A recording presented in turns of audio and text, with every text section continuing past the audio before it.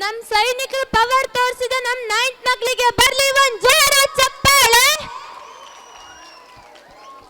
ಶ್ರೀನಿಧಿ, ಇವತ್ ಬೆಳಗ್ಗೆ news paper ನಲ್ಲಿ ಒಂದ್ ವಿಷಯ ಬಂದಿತ್ತು, ಏನ್ ಗೊತ್ತಾ?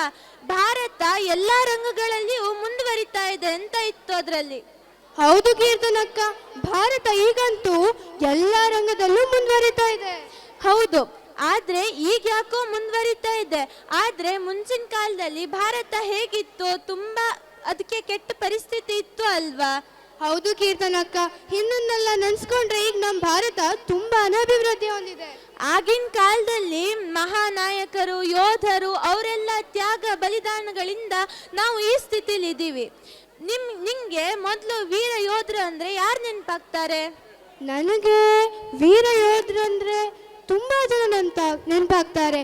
ಅದರಲ್ಲೂ ಭಗತ್ ಸಿಂಗ್, ಮಹಾತ್ಮ ಗಾಂಧಿ, ಇನ್ನು ಮುಂತಾದವರೆಲ್ಲ ನೆನಪಾಗ್ತಾರೆ.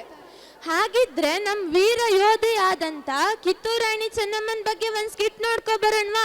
ಹೋ, ಖಂಡಿತ ನೋಡ್ಕೊಂಡ್ ಬರೋಣ. So let's welcome them on stage. 18ನೇ ಶತಮಾನದ ಐತಿಹಾಸಿಕ ಹಿನ್ನೆಲೆ ಇರುವ ಕಿತ್ತೂರ ಸಂಸ್ಥಾನಕ್ಕೆ ಸೇರಿದ ಸಂಗೊಳ್ಳಿಯ ನಿಸ್ವಾರ್ಥ ಜೀವಿ ಕ್ರಾಂತಿವೀರ ಸಂಗೊಳ್ಳಿ ರಾಯಣ್ಣ.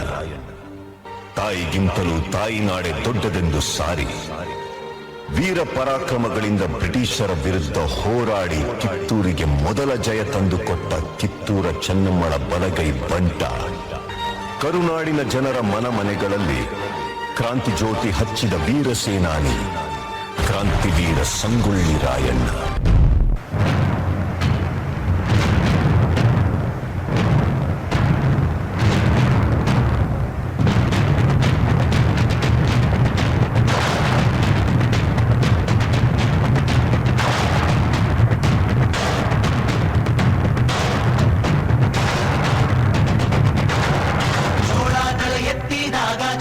ಗಡಿ ಮುತ್ತಿದಾಗ ಕೊಂದ ಕನ್ನಡದ ಕಪ್ಪು ಮಣ್ಣಿನವನು.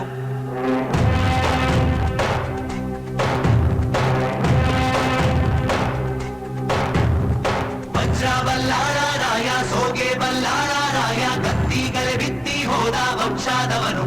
ಈ ಸೀಮೆಗೆ ಶಿವ ನೀಡಿದವರವೋ, ಈ ಊರಿಗೆ ಇವಾಲದ ಮರವೋ. ಮೂರು ಸುತ್ತಿನ ಕಾಟೆ ಕತ್ತಿಗೆ ನಿಂತ ಗರಡಿ ಮನೆ ನಾಯಕ. 6,000 ದಂಡು ಬಂದರು ಬಿಡನು ಕಾವಲಿನ ಕಾಯಕ.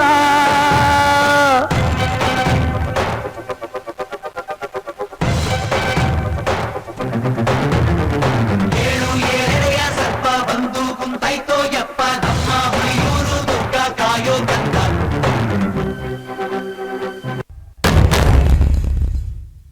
ಭೂಮಿ, ಈ ಭೂಮಿ ಮೇಲಿ ನಾಡು, ಈ ನಾಡಲ್ಲೆಮ್ಮ ಕೋಟೆ, ಈ ಕೋಟೆಗೆ ನೀನೆ ತಾಯಿ. ಭೂಮಿ, ಈ ಭೂಮಿ ಮೇಲಿ ನಾಡು, ಈ ನಾಡಲ್ಲೆಮ್ಮ ದುರ್ಗ, ಈ ದುರ್ಗಕ್ಕೆ ನೀನೆ ತಾಯಿ.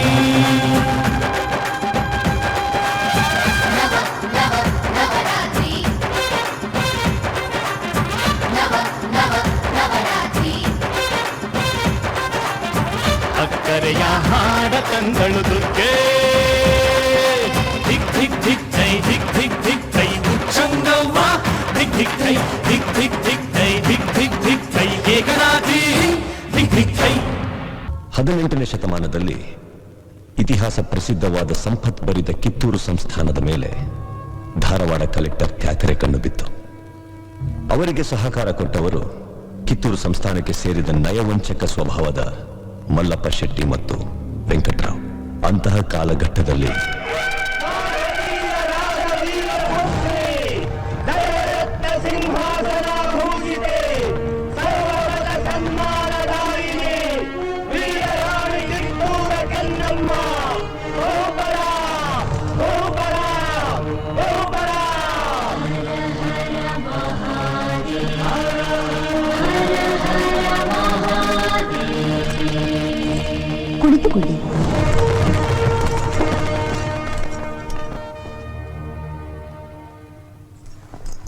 ಗುಡ್ ಮಾರ್ನಿಂಗ್ ರಾಣಿ ಸಾಹೇಬ್. ಕುಳಿತುಕೊಳ್ಳಿ. Thank you, thank you. ವಿಷಯವೇನೆಂದು ಕೇಳಿ ಮಹಾಮಂತ್ರಿಗಳೇ. ಸಾಹೇಬ್ರೆ, ತಾವು ಬಂದ ವಿಚಾರ ತಾಯಿಯವರಿಗೆ ತಿಳಿಸಿ. ನಾವು ಇಲ್ಲಿಗೆ ಬಂದದ್ದು 2 ವಿಷಯಗಳನ್ನು ಡಿಸೈಡ್ ಮಾಡಿಕೊಳ್ಳಲಿಕ್ಕೆ. ಯಾವ ವಿಷಯ? ನೀವು ಮನ್ರು ಒಪ್ಪಂದದ ಪ್ರಕಾರ ಕಪ್ಪವನ್ನು ಕೊಡುತ್ತಿಲ್ಲ, ಯಾಕೆ? ಕಪ್ಪ? ನಾವು ನಿಮಗೆ ಕಪ್ಪ ಕೊಡಬೇಕೆ? ಕಪ್ಪ ಕೊಡಲು ನೀವೇನು ನಮ್ಮ ಒಡ ಹುಟ್ಟಿದವರೇ, ಬಂಧು ಬಳಗದವರೇ, ಇಲ್ಲ ತಾಯಾದಿಗಳೇ? ನಿಮಗೇಕೆ ಕೊಡಬೇಕು ಕಪ್ಪ? ಕಿತ್ತೂರು ನಿಮ್ಮಪ್ಪ, ತಾತ, ಮುತ್ತಾತಂದಿರು ಕಟ್ಟಿ ಬೆಳೆಸಿದ ಆಸ್ತಿ ಅಲ್ಲ, ಕನ್ನಡಿಗರ ಆಸ್ತಿ. ಹೀಗಿರುವಾಗ ನಿಮಗೇಕೆ ಕೊಡಬೇಕು ಕಪ್ಪ?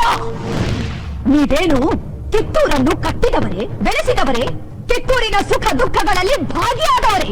ನಿಮಗೇಕೆ ಕೊಡಬೇಕು ಕಪ್ಪ? ವ್ಯಾಪಾರದ ನೆಪದಲ್ಲಿ ಕಡಲಾಚೆಯಿಂದ ಬಂದ ನಿಮಗೆ ನೆಲೆ ನಿಲ್ಲಲು ಸ್ಥಳ ಕೊಟ್ಟವರು ನಾವು. ಕೊಟ್ಟ ತಪ್ಪಿಗೆ ಸುಂಕ ಬೇರೆ ಕೊಡಬೇಕೆ? ಶತಮಾನಗಳಿಂದ ಸ್ವತಂತ್ರವಾಗಿ ಬದುಕುತ್ತಲಿರುವ ಈ ಕಿತ್ತೂರು ಯಾವ ಕಾರಣಕ್ಕೂ ಕಪ್ಪವನ್ನು ಕೊಡುವುದಿಲ್ಲ. ರಾಣಿ ಸಾಹೇಬ್, ಅಂದು ಕಪ್ಪ ಕೊಡುತ್ತುವೆಂದು ಒಪ್ಪಂದ ಮಾಡಿಕೊಂಡವರು ನೀವೇ. ಇಂದು ಕಪ್ಪ ಕೊಡುವುದಿಲ್ಲವೆಂದು ಹೇಳುವವರು ನೀವೇ. ಇದು ಸರಿಯಲ್ಲ, ನ್ಯಾಯವೂ ಅಲ್ಲ. ಜಾಗಟೆ ಇಡಲು ಜಾಗ ಕೊಟ್ಟರೆ ಜಾಗವೇ ನಮ್ಮದೆಂದು ಬೊಬ್ಬೆ ಹಾಕುವ ಅಬ್ಬೆ ಪಾರಿಗಳು ನೀವು. ನಿಮ್ಮ ಮೋಸದ ಒಪ್ಪಂದಕ್ಕೆ ನಾವು ಮನ್ನಣೆ ಕೊಡಬೇಕೆ? ಅದೆಂದಿಗೂ ಸಾಧ್ಯವೇ ಇಲ್ಲ. ನಿಮ್ಮ ಮಗ ಶಿವಲಿಂಗ ರುದ್ರ ಸರ್ಜನ ಮಾಡಿಕೊಂಡ ಒಪ್ಪಂದಕ್ಕೆ ಬೆಲೆ ಇಲ್ಲವೇ? ಖಂಡಿತ ಇಲ್ಲ. ಮೋಸದ ಒಪ್ಪಂದಕ್ಕೆ ಕಿತ್ತೂರು ಎಂದಿಗೂ ಬೆಲೆ ಕೊಡುವುದಿಲ್ಲ. ಆಲ್ ರೈಟ್, ಆದರೆ ಅವನು ಚಟ್ಟ ನಂತರ ದತ್ತಕ ಬೇರಿ ಮಾಡಿಕೊಂಡಿದ್ದೀರಾ. ಲಾರ್ಡ್ ಡಲ್ಹೌಸಿ ಕಾಯ್ದೆ ಪ್ರಕಾರ ದತ್ತಕ ಮಾಡಿಕೊಳ್ಳುವಂತಿಲ್ಲ. ದತ್ತಪುತ್ರ ರಾಜುವಾಳುವಂತೆ ಇಲ್ಲ. ಇದನ್ನು ಕಂಪನಿ ಸರ್ಕಾರ ಒಪ್ಪಿಕೊಳ್ಳುವುದಿಲ್ಲ. ಬಾಯಿ ಬಿಗಿ ಹಿಡಿದು ಮಾತನಾಡು. ಕಾಪಿಯೇ ನಮಗೆ ಆಜ್ಞೆ ಮಾಡಲು ಯಾರು ನೀನು? ಇದು ನಮ್ಮ ಜನ್ಮಭೂಮಿ. ಇದನ್ನು ಆಳುವ ಹಕ್ಕು ನಮ್ಮದು.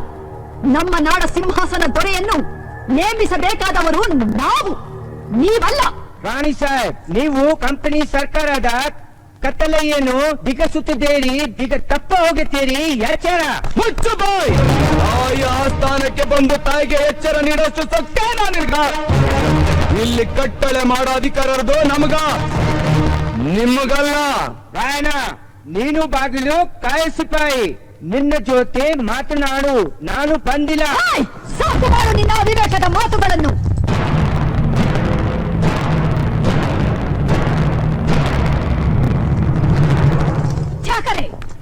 ನಮ್ಮ ರಾಜ್ಯ ತಾರತಮ್ಯವೆನಿಸದ ರಾಜ್ಯ. ತಾಯಿ ಮಕ್ಕಳ ಮಧ್ಯೆ ಒಡಕುಂಟು ಮಾಡುವ ನಿಮ್ಮ ಕುತಂತ್ರಗಳನ್ನು ಇಲ್ಲಿಗೆ ನಿಲ್ಲಿಸಿ. ರಾಯಣ್ಣ ಬಾಗಿಲು ಕಾಯುವ ಸಿಪಾಯಿ ಅಲ್ಲ, ಕಿತ್ತೂರ ಕಿಡಿ, ನನ್ನ ದತ್ತು ಪುತ್ರ. ಈ ಆಸ್ಥಾನದಲ್ಲಿ ಮಾತನಾಡುವ ಹಕ್ಕು ಕಿತ್ತೂರಿನ ಸಮಸ್ತ ಪ್ರಜೆಗಳಿಗೂ ಇದೆ. ನಿಮ್ಮಂತೆ ಜೀತಕ್ಕಾಗಿ ದುಡಿಯುವವರು ಇಲ್ಲಾರೂ ಇಲ್ಲ. ದೇಶಕ್ಕಾಗಿ ದುಡಿಯುವವರಿದ್ದಾರೆ. ಇದನ್ನರಿತರೆ ನಿಮಗೂ ಕ್ಷೇಮ, ನಿಮ್ಮ ಕಂಪನಿಗೂ ಕ್ಷೇಮ. ರಾಣಿ ಸಾಹೇಬ್, ಮನ್ರು ಒಪ್ಪಂದದ ಪ್ರಕಾರ ಕಿತ್ತೂರಿನ ಮೇಲೆ ನಮಗೆ ಸಂಪೂರ್ಣ ಅಧಿಕಾರವಿದೆ. ಅಧಿಕಾರ ಚಲಾಯಿಸಲು ಕಿತ್ತೂರೇನು ಕಡಲಾಚೆಯ ಕುನ್ನಿಗಳು ಕಟ್ಟಿ ಬೆಳೆಸಿದ ಸ್ವತ್ತಲ್ಲ, ಕನ್ನಡಾಂಬೆಯ ಮಕ್ಕಳ ಸ್ವತ್ತು. ನೀವು ಚಿನ್ನದಂಡಿಕೆ ಚಲಾಟ ಆಡುತ್ತಿರುವಿರಿ. ಸಿಧುಮತಿನ ಮೇಲೆ ಕುಳಿತು ಆಟ ಆಡುತ್ತಿರುವಿರಿ. ಇದರಿಂದ ಕಿತ್ತೂರಿನ ಪ್ರಾಣಹಾನಿ ಮಾನಹಾನಿ ಆಗುವುದು ಖಂಡಿತ. ಕನ್ನಡಿಗರ ಮಾನಾಭಿಮಾನ ನಿನ್ನಂತ ಕಜ್ಜಿನಾಗೇನ್ ಗೊತ್ತೈತಿ? ಇದು ಕೆಚ್ಚದ ಕಲಿಗಳ ಬೀಡೈತಿ.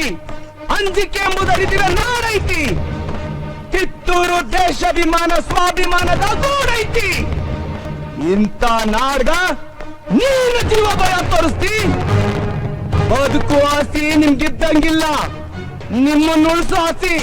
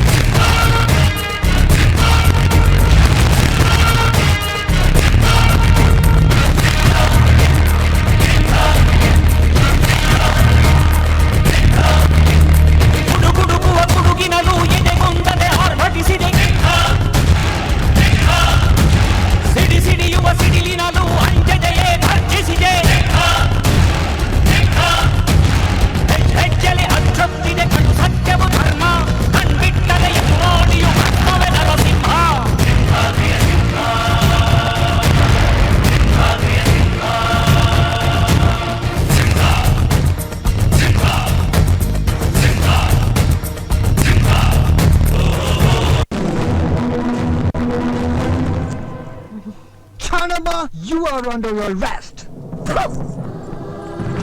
ಹೇಳಿ, ಒಂದು ಹೆಣ್ಣನ್ನು ರಣನೀತಿಯಿಂದ ಗೆಲ್ಲಲಾಗದೆ ವಂಚನೆಯಿಂದ ಬಂಧಿಸಲು ಬಂದಿರುವೆಯಾ ಫಿರಂಗಿ ನಾಯಿ? ಇವ್ರೇನು ಬಂದ್ರಿ? ಅವ್ರಿಗ ಈ ಜಾಗ ತಿಳಿಯೋದಾದ್ರು ಹೇಗ? ನಾವ ಕರ್ಕೊಂಡು ಬಂದೀವಿ. ತುಟಿಗೆ ಜೇನು ಸವರಿ ತುಟ್ಟಿಗೆ ವಿಷ ಹಾಕುವ ಪರಮ ನೀಚರು ನೀವು. ನಾಚಿಕೆ ಆಗಬೇಕು ನಿಮ್ಮ ಜನ್ಮಕ್ಕೆ.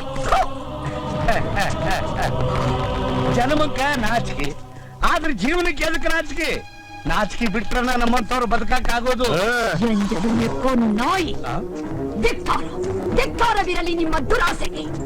ತಾಯ್ನಾಡಿಗೆ ದ್ರೋಹವೆಸಗಿದ ಘೋರ ಪಾಪಕ್ಕೆ ಭೀಕರ ಪ್ರತಿಫಲ ಅನುಭವಿಸುತ್ತೀರಿ. Chanama, don't shout. Hey! Soldiers, take them away.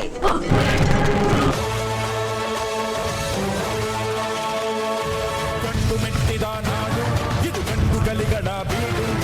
ಗಂಡು ಮೆಟ್ಟಿದ ನಾಡು ಇದು ಗಂಡುಗಲಿಗಳ ಬೀಡು. ಗಂಡು ಮಾಡದ ದಂಡು ಬಂಡಾಯ ಬೆತ್ತಿದೆ ನುಂಡು. ಗಂಡು ಮಾಡದ ದಂಡು ಬಂಡಾಯ ಬೆತ್ತಿದೆ ನುಂಡು. ಕಾಡು ಮೇಡನು ಅಲೆದು ಕಟ್ಟುಪಾಡನು ಮುರಿದು. ಕಾಡು ಮೇಡನು ಅಲೆದು ಕಟ್ಟುಪಾಡನು ಮುರಿದು. ಫಿರಂಗಿ ಪುಂಡರ ರುಂಡವ ಕಡಿಯಲು ಶಸ್ತ್ರಧಾರಿ ಶಕ್ತಿಯಾಗಿ ನುಂಗಿದೆ ನೋಡು. ಗಂಡು ಮೆಟ್ಟಿದ ನಾಡು ಇದು ಗಂಡುಗಲಿಗಳ ಬೀಡು. ಗಂಡು ಮೆಟ್ಟಿದ ನಾಡು ಇದು ಗಂಡುಗಲಿಗಳ ಬೀಡು.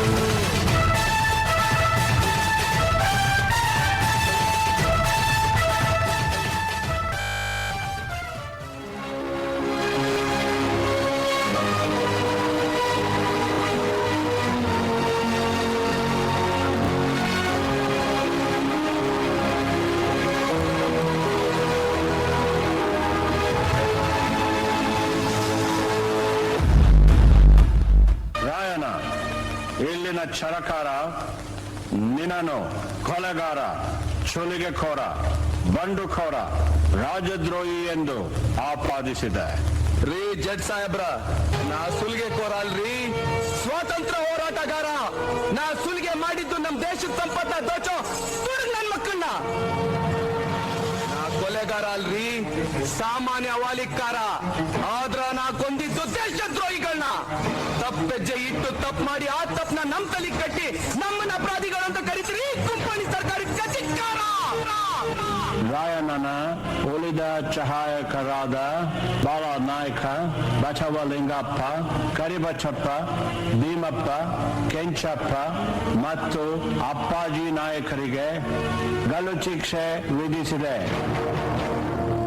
ಈ ಅಪರಾಧಗಳಿಗೆಲ್ಲ ಮುಖ್ಯ ಕಾರಣಕರ್ತನಾದ ರಾಯಣ್ಣನನ್ನು ರಾಜದ್ರೋಹಿ, ದಂಗೆಖೋರ, ಅಪರಾಧಿ ಎಂದು ಪರಿಗಣಿಸಿ 26/1/1831 ಗಲ್ಲು ಶಿಕ್ಷೆಗೆ ಗುರಿ ಮಾಡಬೇಕೆಂದು ನ್ಯಾಯಾಲಯವು ಆಜ್ಞೆ ಮಾಡುತ್ತಿದೆ.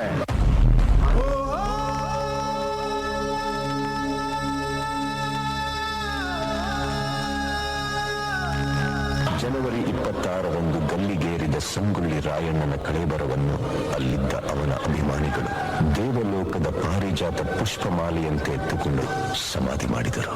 ಇಂದಿಗೂ ರಾಯಣ್ಣನ ಭಕ್ತರು ಜಾತಿ, ಮತ, ಧರ್ಮಗಳ ಭೇದ ಭಾವವಿಲ್ಲದೆ ಹುಟ್ಟಿದರೆ ನಿನ್ನಂತ ಮಕ್ಕಳು ಹುಟ್ಟಲಿ ಎಂದು ತೊಟ್ಟಿಲು ಕಟ್ಟಿ ಹರಕೆ ದೇವ ಮಾನವನಿಗೆ ಪೂಜೆ ಸಲ್ಲಿಸಿ ಫಲ ಸಿಗಲೆಂದು ಸೆರಗೊಡ್ಡಿ ಬೇಡುತ್ತಾರೆ. ರಾಷ್ಟ್ರಪ್ರೇಮಿ ಸಂಗೊಳ್ಳಿ ರಾಯಣ್ಣ ಮರಣವಾದ ಸುಮಾರು 116 ವರ್ಷಗಳ ನಂತರ ನಟ್ಟ ನಡು ರಾತ್ರಿಯಲ್ಲಿ ದೇಶ ಬಿಟ್ಟು ಹೋಗುವ ಪ್ರಸಂಗ ಬ್ರಿಟಿಷರಿಗೆ ಬಂದೊದಗಿತು. ಅಚ್ಚರಿ ಏನೆಂದರೆ ರಾಯಣ್ಣನ ಹುಟ್ಟಿದ ದಿನವಾದ ಆಗಸ್ಟ್ 15ರಂದೇ ಭಾರತಕ್ಕೆ ಸ್ವಾತಂತ್ರ್ಯ ಬಂದಿತು. ಗಲ್ಲಿಗೇರಿದ ದಿನವಾದ ಜನವರಿ 26ರಂದೇ ಭಾರತ ಗಣರಾಜ್ಯವಾಗಿದ್ದು, ದೇಶ ಪ್ರೇಮ, ಸ್ವಾಮಿ ನಿಷ್ಠೆ, ತ್ಯಾಗ ಬಲಿದಾನಗಳ ಪ್ರತೀಕ ರಾಯಣ್ಣ, ಕ್ರಾಂತಿವೀರ ಸಂಗೊಳ್ಳಿ ರಾಯಣ್ಣ.